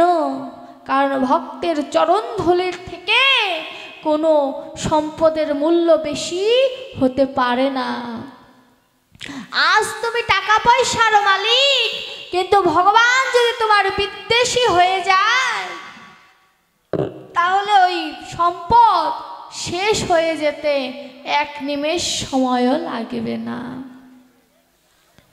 এর জন্য সন্তানকে গীতার আদর্শে বড় করো। গীতার ভারটা যদি কোনো সন্তান বহন করতে পারে, একদিন বাবা মায়ের ভারটাও সন্তান বহন করতে পারবে। গীতা জীবকে শিক্ষা দেয় যে ভগবানকে যদি পেতে চাও, তাহলে আগে মা বাবাকে পূজা করো, মা বাবাকে ভালোবাসো, মা বাবাকে সম্মান করো। বাবা মা প্রথম গুরু, বাবা মা না ভজলে কোনোদিন ওই ভজনের বিষয়বস্তু পাবে না। আগে তাদেরকে ভালোবাসো, দেখবে সকল সুখ তোমার কাছে আপনা আপনি চলে এসেছে, তোমার আর ডেকে সুখ আনতে হবে না। ভগবান আমাদের কষ্ট দেয়। কেন কষ্ট দেয়? কারণ তিনি পরীক্ষা করেন যে কতটা পাকা হয়েছি আমরা। কারণ দেখবেন, স্বর্ণ যখন আমরা দোকানে কিনতে চাই, হরি বল, স্বর্ণ যখন আমরা দোকানে কিনতে চাই, তখন কি আমরা কতটুকু খাদ আছে, কতটুকু সোনা আছে, এটার একটা স্লিপ বের করি, কি প্রমাণস্বরূপ। প্রমাণস্বরূপ কতটুকু খাদ আছে, কতটুকু সোনা আছে, স্লিপ সহ বের করি। তদ্রূপ শাস্ত্র গ্রন্থ আমি যে অধ্যয়ন করেছি, কতটুকু উপলব্ধি করতে পেরেছি, এটা পরীক্ষা করে আমার গোবিন্দ। এই পরীক্ষা করার কারণে ভগবান তার ভক্তকে কষ্ট দেয়, কিন্তু ভক্তকে কষ্ট দিয়ে ভগবান সুখে থাকতে পারে না। আমরা ভাবি যখন ভগবান আমাকে কাঁদায় তখন হয়তো ভগবান সুখে থাকে, কিন্তু শাস্ত্র বলছে যে ভগবান যখন ভক্তকে কষ্ট দেয়, ভগবান তখন ভক্তের জন্য দ্বিগুণ কাঁদে। কেন? কখনোই ভক্তের সাথে আমার মধুর মিলন হবে, সেই চিন্তায় ভগবান সর্বদা তার মনকে নিয়োজিত করে রাখে। হরি বল।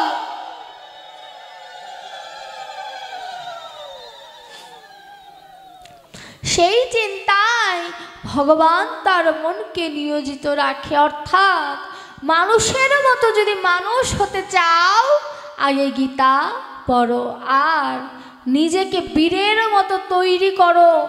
ওই রাস্তার কুকুরকে দেখবেন, যদি আপনি লাঠি নিয়ে তাড়া করেন, কুকুর ভয় পেয়ে চলে যায়।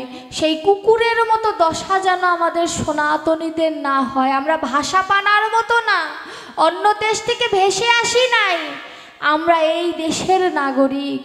সুতরাং আমরা ওই ভাষা পানার মতো ভেসে ভেসে আসি নাই, তাই আমাদের অধিকার আমাদের বুঝে নিতে হবে। আমরা সনাতনী, আমরা যেন যুদ্ধের যদি আহ্বান ডাকে গোপীনাথ বাবাজি, আমরা যেতে পারবো না? জোরে পারবো না?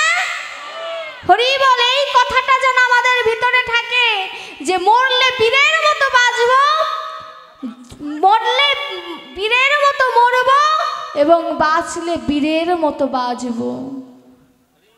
আমাদের মন প্রাণটা যেন সনাতনের প্রতি নিয়োজিত থাকে। দেখবেন সনাতন ধর্মের জন্য যদি কেউ তার প্রাণটাকে ত্যাগ করে, তার ভগবান পাপ পুণ্য বিচার করে না, সরাসরি তাকে বৈকুণ্ঠ ধাম নিয়ে যায়। তাই আমরা ধর্মের জন্য প্রাণ ত্যাগ করতেও দ্বিধাবোধ করব না। যেন গোবিন্দ আমাদের হৃদয়ে অবস্থান করে, সেইভাবে নিজেদের তৈরি করব।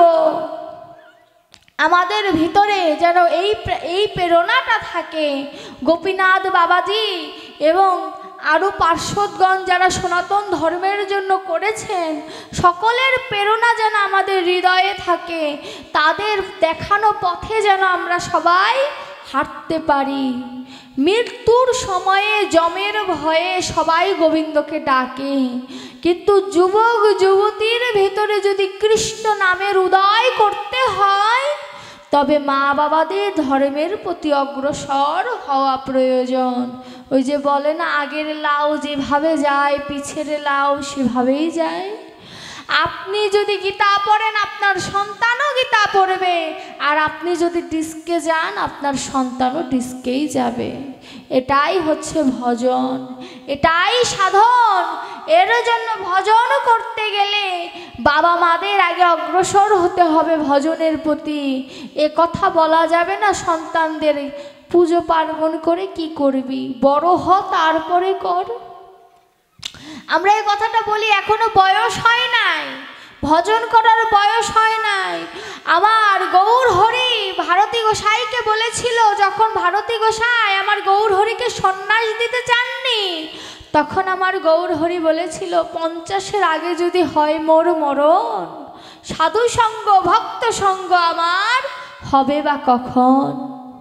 আমার গৌর হরি তো সত্যিই 50 বছর বাঁচেননি। চিন্তা করুন তো, তিনি যদি বয়সের চিন্তা করে সন্ন্যাস যদি তখন না দিতেন, তাহলে আজ আমরা এই কৃষ্ণ নামের ধন কি পেতাম? সুতরাং ভজন করার কোনো বয়স হয় না। ভজনে কালাকালের বিচার নাই। কৃষ্ণ ভজনে যে কৃষ্ণ ভজে সেই কৃষ্ণ নামে মজে। অর্থাৎ কৃষ্ণ নামে ভজন করতে গেলে বয়সের নয়, মনের প্রয়োজন, ভক্তির প্রয়োজন, আত্মনিবেদনের প্রয়োজন এবং হে গোবিন্দ তুমি ছাড়া আমার কেউ নেই, এই নিবেদনটা আমার গোবিন্দের চরণে যখন কোনো ভক্ত করতে পারে, তখন সেই ভক্তের ভিতরের মনোবাসনা পূর্ণ হয়।